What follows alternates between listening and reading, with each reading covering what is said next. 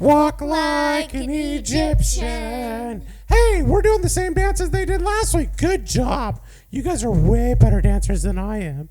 Hey, guess what, guys? We're here again, and we have some new newscasters. Hey, you're new. What's your name? Kinley. Hey, Kinley, I saw your photos before, but it's good to have you here. What's your name?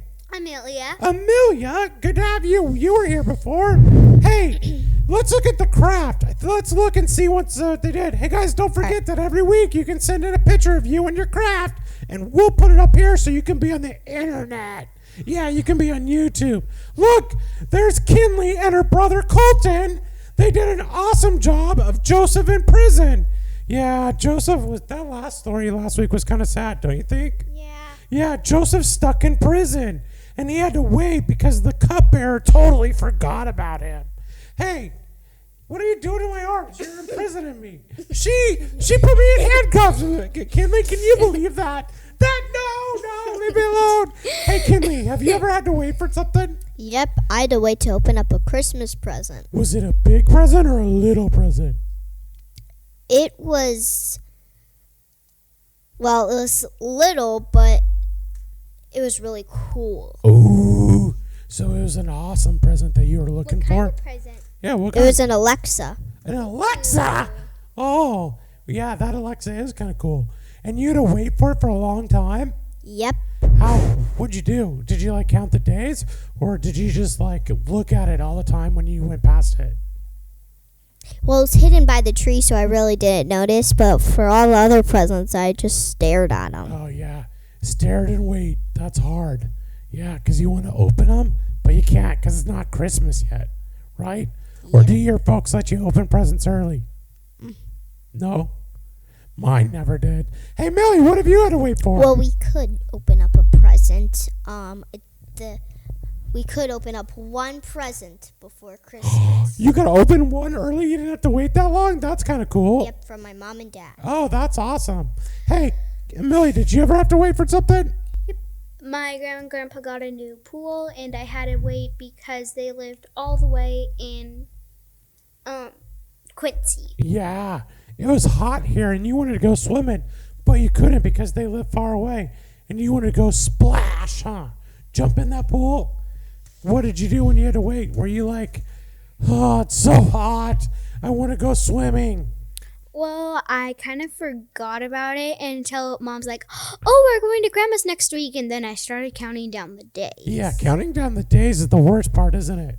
Hey, do you think Joseph was kind of waiting when the cupbearer didn't do what he said with Pharaoh? Yeah. Yes. Yeah, that's where he left off. What do you think? Let's watch the story and see if it changes, okay? Pharaoh's dreams, Genesis 41. Everything happened just as Joseph said. But would you believe it that when the cupbearer went back to the palace, he didn't keep his promise and totally forgot about Joseph in that lonely prison? Joseph remained faithful to God and worked hard for the jailer.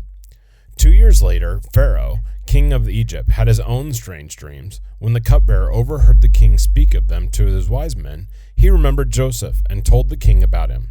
The king sent for Joseph and told him 2 very strange dreams. In the first, he saw 7 skinny cows rise up out of the Nile River to eat 7 fat cows. In the second dream, 7 plump ears of corn were swallowed up by 5 withered ears.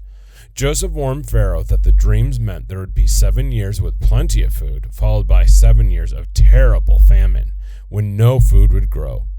Joseph told Pharaoh to tell his leaders to store away food during the good years, so that in the years of famine, Egypt would have food to eat.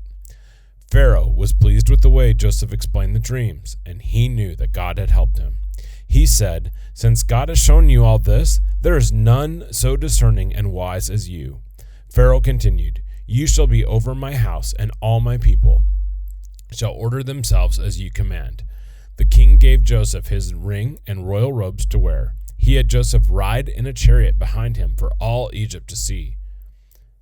Who do you think protected Joseph and helped him while he was in prison? That's right, God helped Joseph. You see, God wanted to use Joseph as a special part of his plan.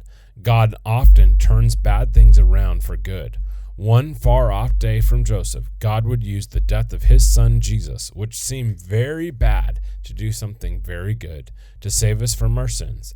Nothing can stop God's plan to save his people, not prison or even death. Whoa, that was so awesome, don't you think? Yep. Joseph was in prison and he had to wait, but then he now is second in command. He's almost Pharaoh. You like pharaohs, don't you?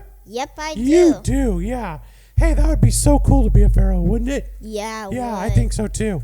Hey guys, we've got some questions to help you think about the story. Kinley, what's our first one? Our first question is, what were the Pharaoh's dreams? What was Pharaoh's dreams? Yeah. And what's the second one? Millie. Who helped Joseph interpret the dream? Who helped Joseph interpret the dreams? Yeah.